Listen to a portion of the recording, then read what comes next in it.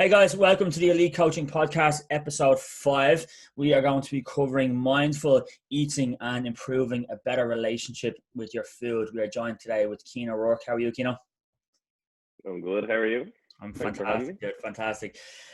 Cian is a very good friend of mine and fellow coach and online coach based here in Dublin. Myself and Cian work together quite closely in a one-to-one studio. So when I was kind of thinking of this topic and who to bring on, I couldn't have thought of a better person because I've seen firsthand Cian's expertise in this field. And I'm really excited to have Cian on to speak about this topic today because, and like me and Cian were just speaking about there off air, it's something that so many people suffer with, but people don't necessarily have the confidence to go and speak to somebody about it. You know, mindful eating and improving your relationship with food intake is such a massive topic at the moment. So we wanted to create this podcast to just give everyone that education platform you can come and learn from and take away some information where you didn't have to go and actually speak to somebody. So before we jump into the actual topics, Cian, do you want to just tell everyone a little bit about yourself, what you do and kind of your background?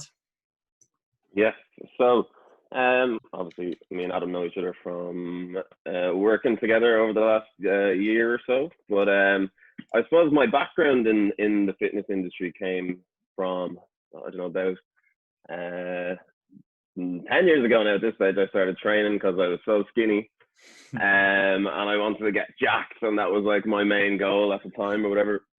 And after a couple of years of training, I decided for some reason, still unbeknownst to myself, to do a bodybuilding competition, and which was a great process in the whole time. And then I went on becoming a personal trainer then after that, and started coaching people and stuff. But that's where my passion kind of came from at the start. And with that side of the bodybuilding thing, at that time, and that prep was a very all or nothing approach to food, right? And anyone that knows me will know that I love my food. I love cooking. I'm so passionate about it, and it's just my whole life basically revolves around it. So those two kind of lifestyles, I suppose, weren't really didn't really go too well together in terms of having kind of food that has maybe a bit more flavor on it and is a little bit looser in terms of their restrictions. And after that show, then my relationship with food was different than it had been before. And this brought up obviously huge challenges in my own life. And I've spent the last basically 5 years trying to unravel them. And it's kind of gone nicely with the direction that I take with coaching clients and with my online clients and stuff, that we really delve into the relationships that people experience with their foods and how they can improve upon that. So, yeah, that was a very nice show. I think you definitely undersold yourself as well. Cian is a phenomenal coach. Like I said, I've seen Cian working firsthand with people and how we can connect with clients on an emotional level from towards their food is absolutely unbelievable. So yeah, looking forward to kicking this off. So do you want to kind of maybe first differentiate between disordered eating and food habits and an actual eating disorder itself? Yeah, so like just before we even get into the whole topic of disordered eating and eating disorders, it is important to acknowledge that firstly, we're not nutritionists, we're not dietitians, any of that sort of stuff, but we're just experiencing this sort of thing in our day-to-day interactions with our clients, right? So you might get some helpful little tips out of it that you can bring into your own life. But disordered eating is different from an eating disorder. So an eating disorder would be something that is clinically defined, things like anorexia, bulimia, orthorexia, these sort of things. But disordered eating is just anything that has impact on the physical health of a person on the psychological health of the person and on their interpersonal relationships that they have. And those things might come in terms of like health. They might have a low body weight, they might have a high body weight, and they might go through periods of starvation or eating to the point of feeling sick. In terms then of their psychological health, how does what one person eats affect how they feel about themselves and how they perceive the world? It can, you know, if they eat something that they feel is shit and they're told, well, you are what you eat, you know, what does that tell that person? You know, these sort of things. And in terms of then in their own lives and how they kind of interact with people, you know, it can have a major impact. Now, in terms of, say, my experience with my own prep for that show, right? Now, this is probably an extreme example, but like, I was so focused on that one goal of getting on that stage, which you have to be at the time, right? You have to, that all of my relationships with people suffered. I had less friends at the end of it. And I gave up a huge part of my early 20s for that one goal of getting on that stage, which then when you get there, you're like, oh, well, not that great. Like, it's all right. Like, you know, so it can affect your whole life, you know, disordered eating. It doesn't necessarily have to be something that is clinically defined. And Precision Nutrition actually have a good quote about disordered eating, and it is: disordered eating is a full body, full person, full life experience that has multiple dimensions, right? So this basically is saying that there's no one cause of a disordered eating. There's no there is many different aspects of one's life that will contribute to these tendencies or behaviors which involve disordered eating. Yeah. So for instance, a person might they might have some sort of genetic disposition, yeah, to an eating disorder or disordered eating. How they view the world and how they perceive themselves may contribute to that disordered eating. Their levels of stress. There's a whole host of different factors that can really play into what disordered eating is. Yeah. Do you think not a lot of the time, but definitely in some cases, that for people who may have gone to, say, coaches or people who would set extreme goals, don't necessarily take into consideration their psychological state before going into that? Like, just for argument's sake, someone who is really pushing hard for a diet for a holiday, for argument's sake, and they're hugely restricting food intake. Do you think that for all coaches at the start of every process, you should have some sort of a evaluation to see, okay, where is your relationship with food, and could you potentially, you know, manage an aggressive approach, or, you know, like you said, with restrictive eating, with bodybuilding shows, or with any of these kind of extreme goals, take extreme measures. And I think a lot of people tend to jump into these extreme measures without thinking of that psychological effect. Is there anything that you would potentially do if a client first walked in the door, just to kind of get a bit of an understanding of their background of food intake, and potentially, you know, look at, would they be suitable for an approach that may have some slight restriction, or do you just like keep it an open book from the start? Well, before I even sit down and have a consultation with a client, I would have gathered a lot of information about their life and what direction they want to go in. And that just comes in the form of like a questionnaire that's really in depth, and, you know, sometimes goes into awkward questions that maybe people don't want to discuss with you, you know, or that they mightn't discuss with you in person. So then when I actually sit down with them and I talk to them about it, then I have a better understanding of where they're coming from and what they're able for, and in turn what they expect of me. So I'm sure you know yourself, like you'll get clients who are that just want to lose a little bit of weight, and perhaps have had a background of being quite overweight, and you know that they don't need count every single calorie. They don't need to be on anything that's overly majorly restrictive. You can just build better habits surrounding their food. And then you might get someone who's like, I want to get absolutely shredded. And you're like, okay, well, you've already put in that work for, say, the last couple of years. Maybe they've trained previously or something. And they're saying to you, I am ready, willing, and able to just go hell for leather for this 12 weeks, right? And I think that it's important that for someone who's, well, definitely for someone who's a serious trainee, that they do go through that phase occasionally, once a year, once every now and then, where they go through that aggressive phase just to see what they're capable of, if they're into that sort of thing. But like, sometimes people aren't, and they can go their whole lives with just like just being more mindful of the choices that they make, and they still get phenomenal results, you know.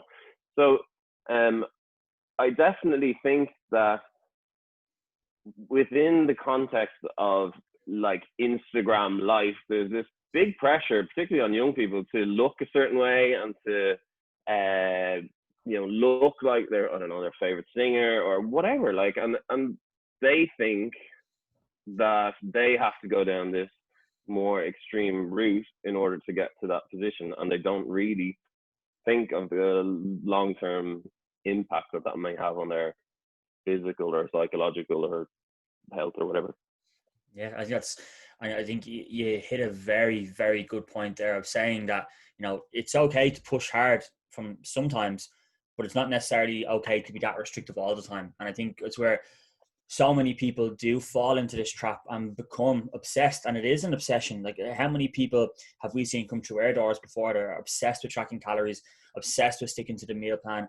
And like you said, dude, when the approach is there of having a good foundation of training and a good foundation of nutrition, and understanding that it's a small term goal, you can push hard. But like you said, for a lot of people, it's this pressure that's built up that you have to be that way all the time, which you don't. Like, I firmly believe that, you know, if I had any of my clients who are going through a gaining phase or going through a phase where we don't have to push hard, you can add in so much variety to their food intake and allow them freedom with their food, which is not going to cause any sort of stress or pressure. But then you have to push hard. But I think, just like you said, analyzing the client and understanding, are they necessarily ready to be pressed quite hard? Because a lot of them aren't. A lot of them are psychologically a little bit too unstable to be pushed hard. A lot of them have a very weak support system, which we're going to speak about later on, but wouldn't also allow them to push hard. And like I said, their overall environment just may not be suited to be pressed. You know, if you had a single mom who has, you know, 2 kids, works a 9 to 5, does she need an added, like, a massive restriction around food intake just to achieve her goal? Not necessarily. So I think if probably a take home from that first one is, you know, definitely if you want to push hard, and if you're in a psychological state, and if you are have a solid support system, you have a green light to it. But if one of the things Cian spoke about was slightly off, I think the approach needs to be a lot looser. And you can still get phenomenal results with a loose approach as well. And a loose approach to food intake and varies, like, different types of food, and different, like, working off more of a food preference list, or, you know, setting a calorie target and just giving you whatever you can kind of eat inside that calorie target. Once there's freedom there, I think that's so super important. Yeah, absolutely. So I think we kind of, that was a good kind of description of what we are potentially going to speak about today. So emotional eating is a massive one that a lot of people kind of suffer with. Do you want to kind of take the reins on this one, Cian, with emotional eating? Yeah, well, like, firstly, I think that it's important to, when we speak about emotional eating, right, that we understand the context of food in terms of culture, right? Because historically, right, you eat food to celebrate an occasion. Like, you might go out for people's, someone got a new job, you go out for dinner, or it's someone's birthday, you celebrate with cake, right? This is emotional eating, right? And that's fine, and it's not a problem. But emotional eating becomes then a problem when it interferes with someone's life, or their self-esteem, or their feelings of self-worth, and their feelings after the emotional eating occurs, right? Or, you know, this sort of thing. And it's in order to understand this maybe a little bit better, we should probably understand that where is the emotional eating coming from, right? So an awful lot of the time, particularly with people that binge eat, right, they will have very low feelings of self-esteem. They might place a lot of value on their appearance or how their body looks, and they might have a poor body image, which then leads to them depriving their diet a little bit, restricting an awful lot, and they might go really hard and really restrict, like Monday to Friday, and then the weekend comes to like, oh, well, I can have a cheat meal or something, and then they have that binge, or they have that, you know, emotional eating, whatever it is, and then that leads them to more guilt and more shame associated with that, and then as a result, a further restriction occurs, and you're back to square one, and the cycle just keeps repeating itself and repeating itself. You know, so this might necessarily be an emotional eating thing, but a lot of the time it can be, because you know, I don't know, you get a text from your fella and he's raging at you, and you just have a fight, and then you're all of a sudden stuffing yourself full of Doritos and chocolate on the couch, right? That's definitely an emotional eating incident.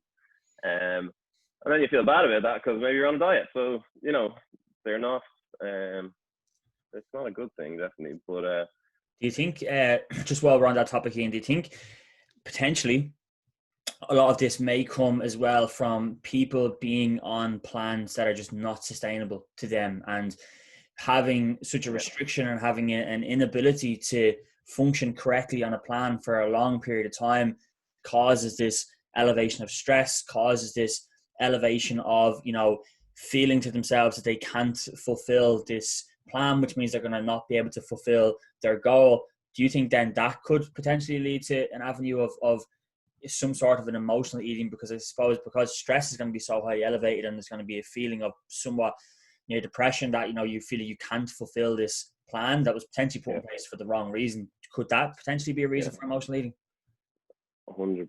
I think it's so important for people, you know, particularly if they're new to training or they're new to, you know, eating better, that they don't go down that really restrictive route. And you know, you'll find that like one of the main causes of binge eating is in people that have had histories of partaking in fat loss diets that have extreme rules or protocols surrounding food. Now, like, you could talk about maybe Atkins diet with no carbs, right? Or you could talk about, you know, really restrictive rules around food, like I can't have carbs after 6 p.m. or I can only eat within an 8-hour window, or whatever the case may be. Like, there's a whole host of different rules that people have around food, and they impose them on themselves, or sometimes coaches impose them on them too, and then that in turn perpetuates this worsening idea of a relationship with food, you know. Even that so word, I think it is important to even just that word rule, it should never be associated with food intake. You feel like you're causing an issue of feeling like you're going to be punished or doing something wrong. Like you said, like an Atkins diet or Weight Watchers or something that has them restrictions and rules in place around food intake. Like, we're gifted to be able to eat whatever and whenever we want. And look, at the end of the day, it boils down to energy balance. Everybody knows this. You can have a positive or a negative. Positive, gain weight; negative, lose weight. Do you need to have such a restrictive approach? It baffles my mind sometimes, because people don't think of the psychological effect it has. And even just that word rule, I think, should never be associated with food intake. It's such a bad word to associate. Yeah, it has a very negative connotation. Extremely negative, yeah. Extremely negative. So we think we maybe, we kind of touch on the reasons for emotional eating there as well. So maybe we could kind of put some kind of clarity around food intake, and maybe if you could kind of give a brief example of your nutritional setup around clients who, you're trying to obviously be mindful of their psychological effect and still trying to achieve their goal. Do you want to maybe give an example of how you can kind of interwork what we just spoke about into an actual coaching approach? Yeah, so like with clients, say, that maybe have come to me and are on the end of their tether, say, this is their last shot, right? This is what they want to try, because they don't have any, they don't have any belief in themselves that they can achieve this, because maybe they've yo-yo dieted for years, lost weight, gained weight, and in turn, all of these things have created a very poor relationship with food and a poor relationship with their self-esteem, right, and their self-worth, right? So what I would do in that situation is remove all of the rules. There are no more rules with food, right? And we try to take a bit more of a mindful eating approach, right, which is way less complicated than people make it sound. Oh, I want to eat mindfully. Oh, okay. It's not so hard. We'll get into it in a minute. But from that consultation form that, say, someone would fill out with me, it would delve into, I'd have a good feeling about what avenue we'd want to take. So if they were prone to binge eating or overeating, that we would have to firstly identify the cause. As we spoke about, is there a strict dieting history, right? If there is, we're going to definitely remove the strict dieting from the equation, yeah? Do they have a poor self-image or too much emphasis on their appearance? Okay, well, how can we deal with that? Do they suffer with generally low moods or changeable moods? Because they can also have an impact on someone's eating habits as well. Like if they're feeling low, they might eat a food to, make themselves feel better or comfort themselves a little bit more. So it depends on the person really what approach I take. But I would definitely remove the barriers initially, and then I might say, okay, well, you can eat what you want, but you must use this technique. And this is actually one from Owen Lacey of the ISI. It's called the 5-10-15 method, right? So I might say, okay, well, before you sit down to eat your food, you're going to take 5 big belly breaths, right? You're going to calm yourself down. You're going to bring away that stress, right? So you're now set up to eat. You're going to take 10 seconds between each bite of food that you have, and you're going to put your knife and fork down in the process. And you're going to have a little timer on your phone, across the other side of the room, set for 15 minutes time, right? And you're going to try and finish that meal at about a 15-minute marker. Take as long as you can to eat that meal, right? So they're not rules really, I suppose, to how to eat, but what they do is they firstly encourage you to eat in a less stressed state. Slow down while you're eating the food, and really take your time with it. So therefore, you are recognizing your hunger and fullness cues a little bit better. You are being a bit more mindful that you're not just shoveling all the food in and then it's gone, because then you tend to not recognize that you're full, and then you end up overeating. And then you feel like, you might feel that, this kind of fuck it approach, or like, well, I'm stuffed now, I may as well just keep eating. I know that that's, in my own experience, that's something that's happened with me. Or if you shovel that food in too fast, then you may be, maybe inclined to overeat later because you still haven't recognized that you're full, these sort of things. And that's just like such a simple method that can really impact someone's life without really setting up too many rules surrounding their food. Now, obviously, you'd encourage that you eat whole, unprocessed foods as much as possible, and eat your veg and eat your fruit and all that sort of stuff, and have protein in most meals. But like, there's, we don't want too much restriction. put up around it, especially in the case of someone who has a poor relationship with food. But having said all that, right, like, remember that disordered eating or poor relationships with food are multi-dimensional and highly individualized. They're not broad. You can't give a blanket approach to cover absolutely everyone, you know? Yeah, I think that's very good. And, you know, think of, like you said, more habits around food as opposed to rules around food. You know, a habit is just going to help improve and benefit you, whereas a rule, it's a very restrictive approach. No, I think we covered a lot inside that kind of emotional eating, and maybe we should jump into emotional support next, because I think for a lot of people, no matter what the journey is, whether it's physique based, whether it's business based, whether it's life based, you need a support system. You need a support system of, you know, partner, friend, family, work colleague who's going to be there for you at all costs. And, you know, having this solid support system can hugely help, but then in the same respect, having a negative support system can be extremely detrimental. Having negative support systems around food intake especially can be quite a hard one to kind of overcome, and something that I've seen myself many times with clients, whether it's a male or a female, on a, you know, a weight loss journey or a fat loss journey or a transformation, whatever it may be, and potentially the issue doesn't lie with them. The issue may lie with the other half, with the partner, you know. And just because, like you said, it's a multi-dimensional, it's a very tricky topic. People can become very jealous. People can become very kind of nasty in their approach to try to slow you down to nearly benefit themselves. And, you know, just prime examples would be, you know, if you're on, you know, a kind of a fat loss diet or wherever it may be, and, you know, you obviously have to be mindful of your food intake, and, you know, the partner could go shopping and bring home, you know, bags of cookies and donuts, and bring home microwave pizzas, and bring home all like the worst foods you can think of in the world, but foods that they know are going to trigger a response from them to nearly slow them down. Have you ever kind of came across anything like this yourself before for clients? All the time. All the time. It's a lot bigger than people speak about. Like, it's a lot. It happens so frequently and so regularly, and people don't want to speak about it.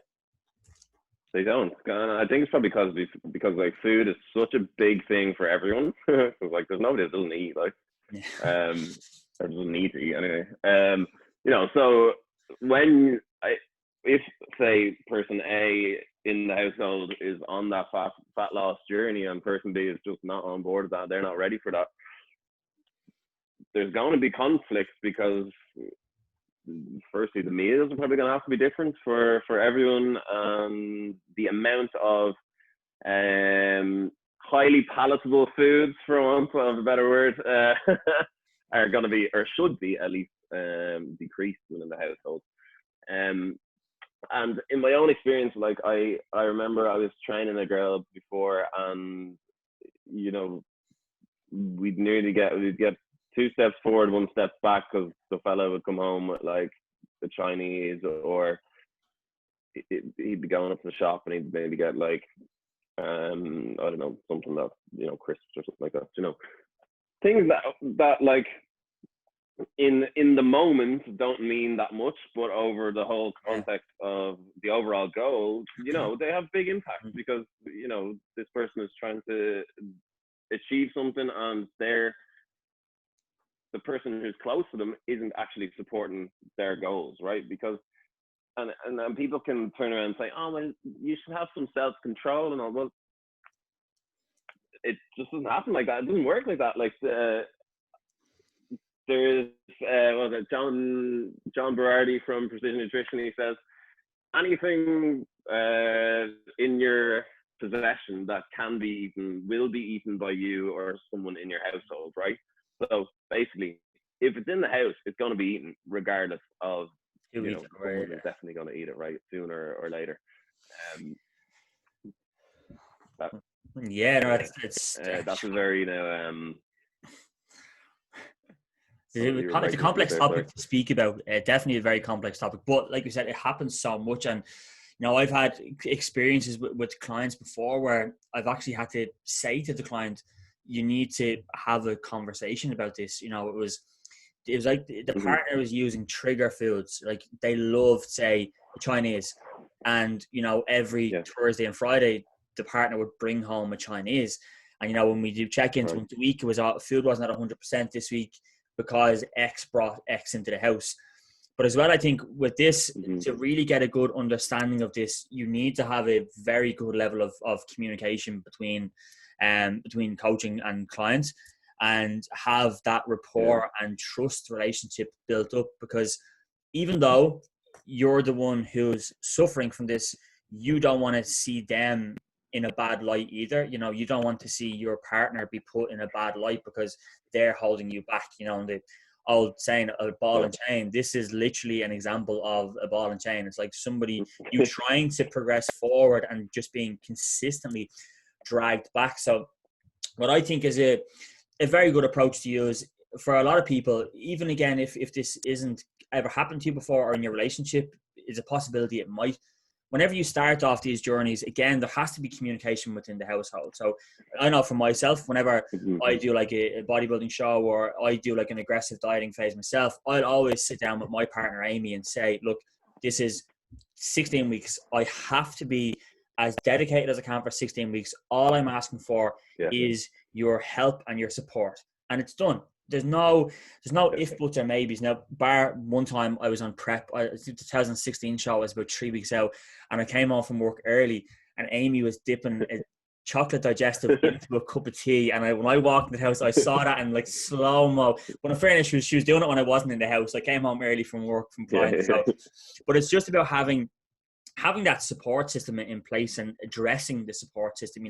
For a lot of people, like what Cian spoke about at the start, these aggressive pushes, they don't go on for extremely long periods of time, and they shouldn't either. We're not asking you to be, extremely mindful of food intake, or if you are getting ready for a show or whatever else. They're, in the grand scheme of things, a 12-week period is an extremely short space of time.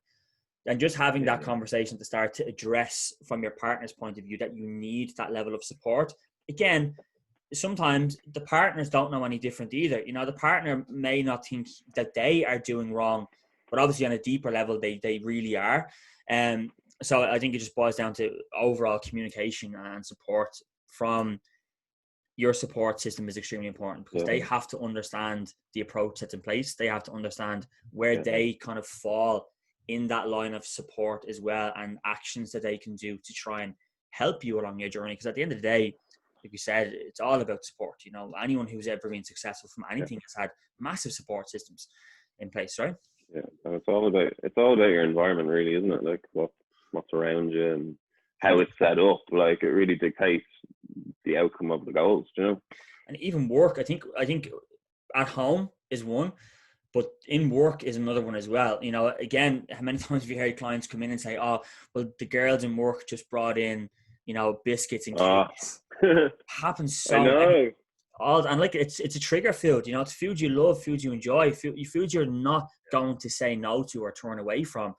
But again, it just boils down to communication across the board. If it is work or if it is at home, you have to let them know, because they don't understand that they can't bring that food around, or they don't understand, that this might trigger off or send you on a different path or kind of pull you back from your goals. And if they truly love you and support you and want to see you do well, they'll have no problem really helping you out in the long run, And just to touch on something there, particularly if you are someone who suffers with disordered eating or binge eating or anything like that, and those sort of trigger foods are in your environment, you're just gonna lose control, because that's what really a binge is. It's like, it's the need to compulsively eat without like you're nearly disassociated from the actual situation. You're not present in what is going on at that moment, and that's what makes binge eating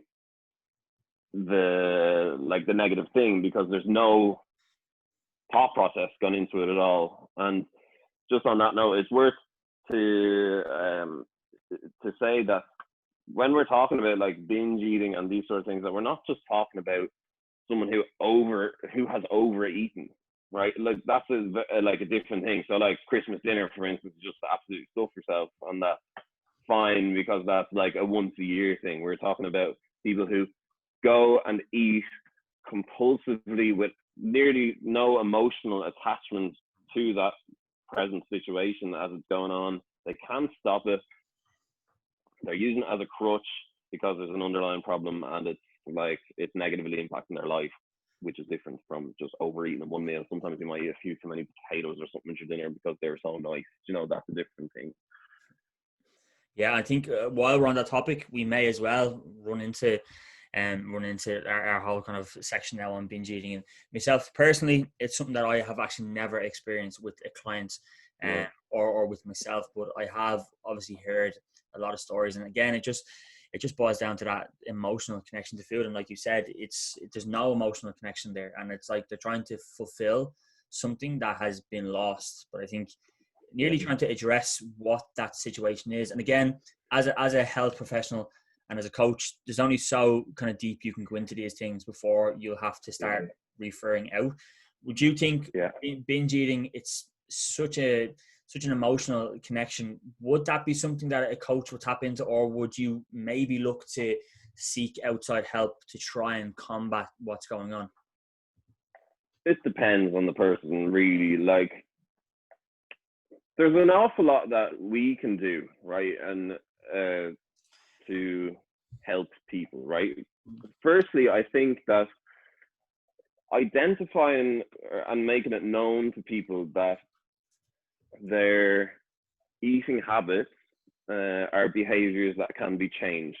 It's not something that they are, right? And that's not their identity. So someone who says, I am anorexic, or I am something, like they are something, right? That's their identity, and that's a lot harder to change. And that's something that I'm not qualified to change, you're not qualified to change, and you need to refer that out. Or obviously, if there's a situation that's well outside your control as well, refer out for those sort of things and know what your limits are in that regard. But having said that, like, there's a whole lot of things that you can help people realize about their eating, and help them be more present in their day-to-day, first of all, and in their eating habits, right? Because that's all that mindful eating is. It's just being present, isn't it? Like, and acknowledging what's going on.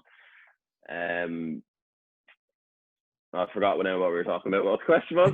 I've got a good question here to ask you now. So, just in regards to binge eating, is there any way, of course, obviously communication is super important. Is there any way to kind of track or monitor these kind of incidences happening? So if somebody massively overeats or binge eats, what approach would you use to get them to kind of come forward about it? Or what, of course, it's going to be a very, very soft approach because it is a soft subject. What kind of approach would you use? Like, I love this question. Firstly, like, the first step is identifying the cause, right? So the cause, what is that cause of the binge eating? It might be overly restricted dieting history, low mood, and overvaluing your appearance or your body issues, right? Now, you might experience one of those things, you might experience all of those things, right? It depends on person to person. From there, then, like, I think, like, keeping a food diary is a really like simple but effective way of identifying your eating patterns, general eating habits, and then with that information, then you're going to be much more better equipped to deal with the instances of binge eating that arise throughout your time of taking that food diary, and you just become a little bit more aware of yourself. So you might, if you were keeping a food diary, you might take things like, well, what time did you eat at? What was it that you've eaten? Now, it doesn't have to be like weight and all that sort of stuff, but like roughly what you ate. How was your mood in relation to having that meal? Were you sad? Were you happy? Were you anxious? What was going on in the context of that very moment? Did you eat it fast? Did you eat it slow? what else? Like anything else that might relate to that eating experience, and then recording that over time, and you're well equipped, because you might reveal something like, oh well, I tend to eat when I'm sad. You know, okay, so well, why am I sad? You know, what can I do to be less sad? You know, or like to tackle these underlying issues. Like the binge eat is the symptom, it's not the cause. Yeah, I You think know, that's there's something else self-recognition, that's going on. understanding themselves on that level. Just basically like Yeah, that food diary, it's going to give them a full map out of their week, their month, their year, and when you yeah, can see like you said, the patterns of potentially what's going on, that's a clear way to yeah, identify the issue then. 100%. And then, so you might even, when you take the food diary, you might notice that, oh well, I actually go like really long without eating. Right. So okay, well, let's introduce some more regular eating. Let's give ourselves general rough times that we're going to eat at, right, throughout the day. And then that in itself could solve the problem of binge eating, because that person might have been binging because they have gone all day not eating and they're starving by the evening. And then all of a sudden they're like just compulsively eating while the dinner is cooking, you know. They've no As control. well, then, like I was going to say, yeah, sorry, just no control when hunger has been so highly elevated. You know, I've always kind of noticed that pattern of, if, like you said, long durations, the satiety just can't be met from food. And even if it is a pizza or a burger and chips, they could have a pizza, they could have ice cream, and they could keep eating and going, because they just yeah, never get that satiating feeling in the stomach. I think you said more regular meals is going to yeah, hugely impact that massively. 100%. And also the quality of the food that you're eating really comes into that as well. Like, Yeah. unprocessed as much as possible, and like, you're laughing, like, you know, that's a very easy technique to just improve and eat the food that you like. You know, if you're restricting yourself in eating foods that you don't like, then, well, you know, expect to be craving foods that you do want, you know. So, you know, you can include those sort of things in as well. And then this kind of leads on to, then I suppose, that an awful lot of the time people may have some fears associated with food. Like, oh, I can't eat chocolate because it'll make me fat, or I can't eat carbs after 6, these sort of things. So, you know, if you are trying to tackle your binge eating, you might slowly reintroduce the things that you're afraid of. And, you know, now that you're being more conscious of it, you're monitoring what's happening, the likelihood that you are going to overeat those foods that you're afraid of, or really break those restrictive rules that you've imposed on yourself, is going to be like probably turn out to be an unfounded fear. And over time, you can introduce all of the things that you're afraid of, you know, and you know, put yourself in a much better position in the long term, you know. Absolutely. I think I'm a firm believer that adherence is key. You know, even if it's not correlated towards any sort of specific goal, adherence to food intake and just being able to sustain healthy eating for long periods of time, like you said, unprocessed foods, but having foods that you love and you enjoy. Like, I think we've come so far as coaches to now understand that there shouldn't be massive restrictions around food intake. Even in an extreme environment, you can still have preference. I think that's the most important thing. If you are not even setting up a meal plan for yourself, but if you're just trying to put together a healthy breakfast, lunch, and a dinner for yourself, include foods that you enjoy. Like, if someone said to me, you have to eat asparagus and cod every single day for the next year, I'd go bananas, because I don't like that food. Whereas someone said you can eat steak and something else, okay, now you're kind of talking my language. So just kind of keeping foods, like I said, you love and you enjoy, it's going to allow for that healthier relationship to progress long term. Absolutely, 100%. Long term. So I think we kind of covered a lot there. We've covered a lot on the emotional side, and we've covered a good bit around the binge eating. I think maybe just talking a little bit more about that mindfulness approach to food intake. Absolutely. A nice way to kind of wrap things up. Yeah, like it's funny because I always laugh at this, but you know, one time someone said to me, "I want to do mindful eating," and I was like, "Okay, well, it's not like it's not this big complicated thing that you know, it's way simpler than you have it in your brain." And all that, at least for me, all that being mindful means is that I'm present in the moment of what is going on, right? So that in itself is completely different from binge eating because it's not mindful, because you're not present and you're not, it's compulsive. Yeah. So one thing that I would encourage people to do is if they wanted to be a little bit more mindful about how they eat, is to ask themselves 5 questions. Firstly, what are you eating, right? So is this a good, high quality, unprocessed food choice, right? Generally speaking, not all the time, most of the time, right? What are you eating? When are you eating it? Is it regular? Am I going through periods of time when I'm maybe I haven't eaten enough, or am I not eating regularly enough? Yeah. How are you eating it? Are you wolfing it down, sitting in front of the telly? Are you shoving it in when there's a child swinging out of one arm? Or are you eating it when you're sitting on your phone? You know, is the room distraction free? Where are you eating it? If you're sitting at the telly, I mean, you have this big, like, stressful blue light thing going on in the background, very distracted. You're not going to be present in that moment of exactly what you're eating. And lastly, who are you eating it with? Because that is important as well. Like, so, for instance, if you sat down to a table and say your partner was with you, your family was with you, whatever, you know, you're probably going to be a little bit more inclined to have a conversation at the table. So the eating itself is going to be slower. And if the eating is slower, then you're going to be a little bit more better equipped to recognize your hunger and fullness cues, right? So then you're not going to overeat, or are going to be less likely to overeat. Yeah.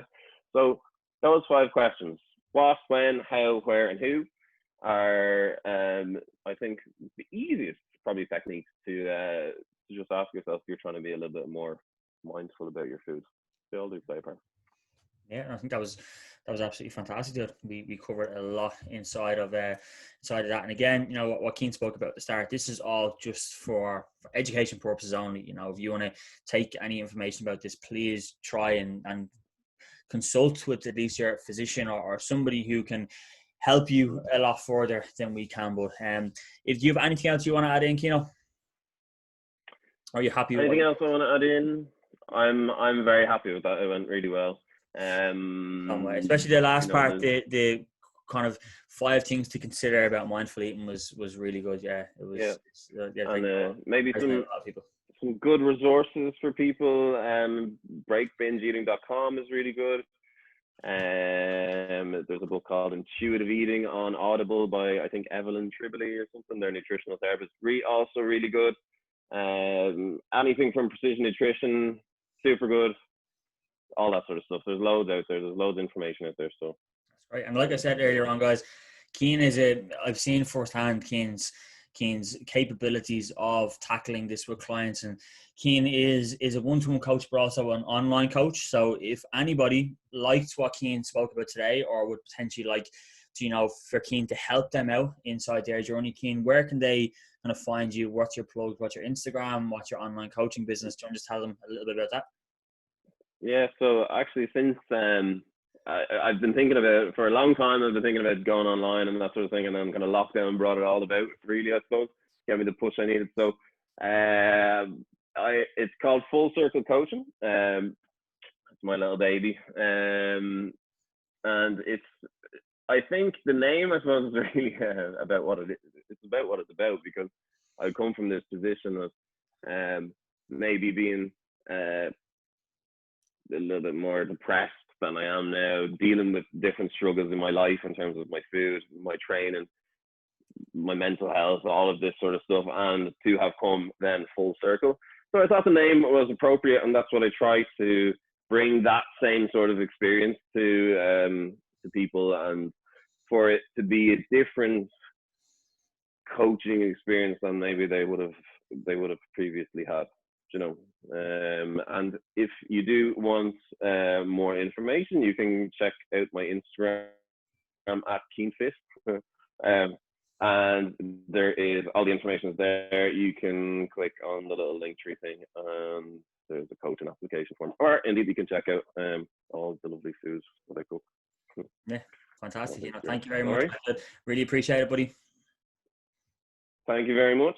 Thanks, dude.